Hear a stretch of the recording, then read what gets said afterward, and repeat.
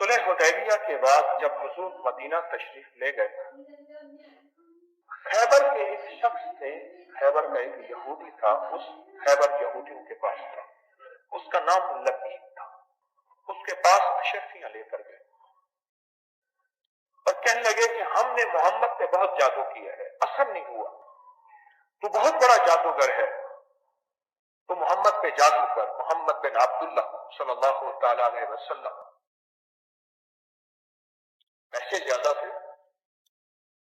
اس نے کہا کروں گا۔ ایک نوجوان تھا جو حضور کی خدمت میں رہتا تھا، یہودیوں کا بچہ تھا، میرے کملی والے کی محبت شفقت، ان کی چھاؤں تلے چھتری تلے سارے تھے۔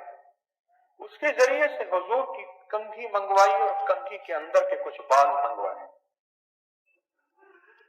لبید نے دو مائیوں تو اس کی ٹرین تھیں، تربیت یافتہ تھیں، دو عورتیں، ان عورتوں کو بٹھایا، ان عورتوں کو کہ ان پہ جادو کرے، اس پہ جادو کرے۔ نام محمد ہے، ماں کا نام آمنہ ہے، سیدہ آمنہ رضی اللہ عنہا۔ پتلا بنایا، اس میں سوئیاں ڈالی، بال مبارک گرہیں دی، کنگھی اس میں ساتھ تھی، اور دور، وہاں دور ایک وادی تھی، وہاں ایک قبیلہ آباد تھا، بنی زرلق، اس کا ایک کنواں تھا، اس کنویں کا نام تھا زروان کنواں تھا۔ اس کنویں کی تہ میں توبے بھیجے، جو ڈوبنے والے جو پانی کے اندر جاتے ہیں، انہوں نے نیچے رکھ کے وہ خوشوں کے اندر ساری چیزیں اور ان کے خوشوں کے جو چھلکے تھے کھجور کے، اور اوپر پتھر دے دیے۔ 1 سال جادو راج، 6 مہینے کے بعد اس کا اثر شروع ہوا۔ حضور کی نبوت پہ اثر نہیں ہوا، جسم کی کیفیتوں پہ اثر ہوا، نبوت پہ فرق نہیں آیا۔ کیوں؟ نبوت کبھی بھی عبادت سے نہیں ملتی، انتخاب سے۔ ختم نبوت میرے آقا کا انتخاب میرے اللہ نے کیا، آخری نبی کی حیثیت سے۔ حضور کے ذہن پہ، جسم پہ حضور کھلتے گئے، کمزور ہوتے گئے، چیزیں بھولنا شروع ہو گئے، چیزیں بھولنا شروع ہو گئے۔ آپ کی زندگی کے کچھ معاملات میں اثر پڑے، اور زندگی کے پھر آخری 6 مہینے، پھر 3 مہینے، پھر آخری 3 دن بہت زیادہ تکلیف۔ اس دن عائشہ صدیقہ رضی اللہ تعالیٰ عنہ کے گھر کی باری تھی، اور میں نے اللہ سے بہت دعا کی کہ اللہ مجھے راحت عطا فرما، صحت عطا فرما۔ رات کو 2 فرشتے آئے، ایک سرہانے کھڑا ہوا، ایک پائنتی کی طرف کھڑا ہوا۔ اب 2 فرشتے آئے، ایک فرشتے نے کہا انہیں کیا ہے؟ کہا لبید نے ان پہ جادو کیا ہے۔ تو کہا وہ جادو کیا ہے؟ کہا ان کے کنگھی اور بال منگوائے ہیں،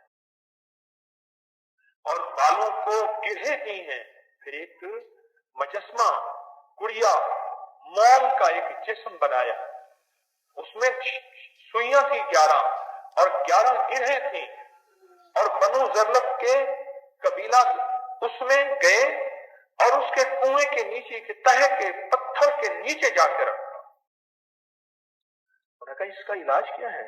دوسرا فرشتہ پوچھنے لگا، یہ دونوں باتیں ہو رہی ہیں فرشتوں کی۔ اس نے کہا اس کا علاج معوذتین ہے۔ صبح میرے نبی علیہ السلام نے حضرت علی، حضرت عمار بن یاسر اور حضرت زبیر اور 2 بندے تھے جو قبیلہ زرلق کے تھے، ان کو ساتھ لیا، بھیجا کنویں کی طرف۔ پھر حضور خود تشریف لے گئے، سارے کنویں کا پانی نکلوایا، پانی نکلوا کے ان کو نیچے بھیجا، صحابہ کو نیچے بھیجا، پتھر ہٹایا اور پتھر کے نیچے سے وہ چیزیں نکالی۔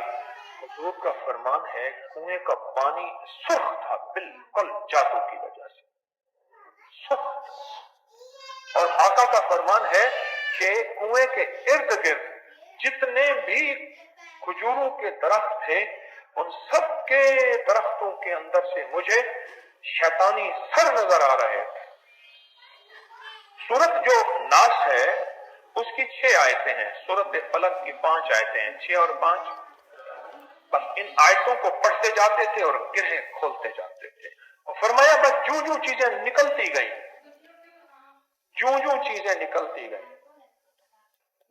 गई, वैसे ही निजाम, जिस्म, सेहत, तबीयत, राहत आपकी तबीयत में, वो सारी फौरन ठीक होती गई। और अब फिर आपने उस कुएं को दफन करा दिया और पूरी उम्मत के लिए इजाजत दे दी कि क़यामत तक के लिए मेरी उम्मत का कोई भी फर्द है उस पे जितना काला जादू हो, और काला जादू बिगड़ के वो 60-70 बन जाए, जिंदगी भर मुआवज़तन नहीं छोड़, पढ़ के हाथों पे फूंक मार के, बस इनफरादी अमल क्या है, फलक और नास पढ़ के हाथों पे फूंक मारे, पूरे बदन पे फेरे, 3 बार सोते उठते कर लिया करें। ये मसनून अमल है और आपकी जिंदगी का हासिल है। आप अपने जिस्म को हल्का फुल्का, अपने अंग, अपनी चीजों को आज के बाद, अपनी रुकावटें, अपनी बंदिशें, अपने मसाइल, मुश्किलात, उलझा हुआ निजाम, हैरत अंगेज तौर पे इंशाअल्लाह आप महसूस करेंगे कि आपकी जिंदगी में बहारें, बरकतें, राहतें, रहमतें, खुशियां, खुशहालियां, आफियतें, नेमतें अता